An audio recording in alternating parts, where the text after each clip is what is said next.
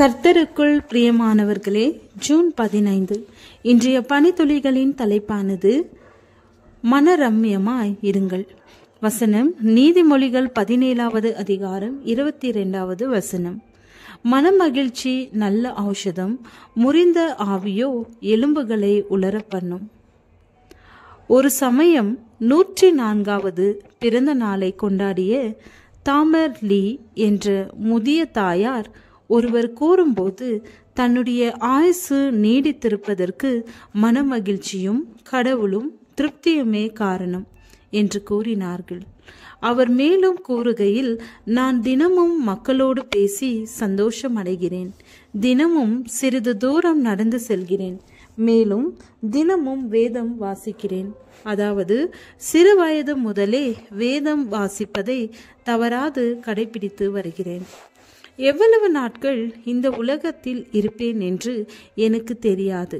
அவர் எனக்கு கொடுத்த எல்லாவற்றிற்காகவும் தேவனை துதித்து கொண்டே இருப்பேன் என்றார்கள்.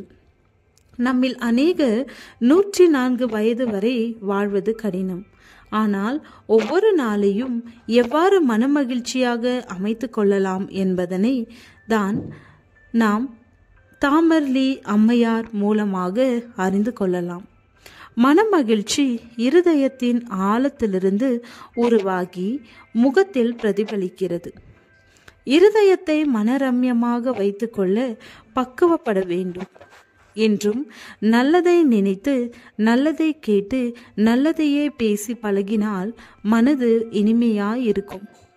பவுல் கூறுகிறார், எல்லா நிலையிலும் மனரம்யமாய் இருக்க கற்றுக்கொண்டேன் என்றும், எனவே நாமும் மனரம்யமாய் இருக்க கற்றுக்கொள்வோம்.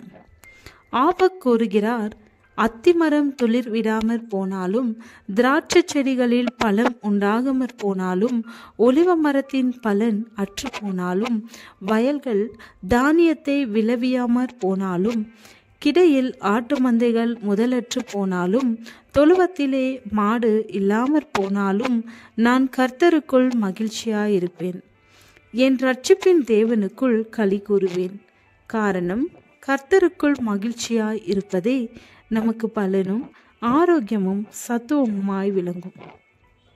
அந்த தாயார் வேதத்தை தினமும் வாசித்ததினால் மிகுதியான மன மகிழ்ச்சி உண்டாயிருந்தது. வேதத்தை தினமும் வாசிக்கும் பழக்கத்தை ஏற்படுத்தி கொள்ளுங்கள், அதுவே மன மகிழ்ச்சி. பிறகு தேவனோடு தினமும் நடவுங்கள்.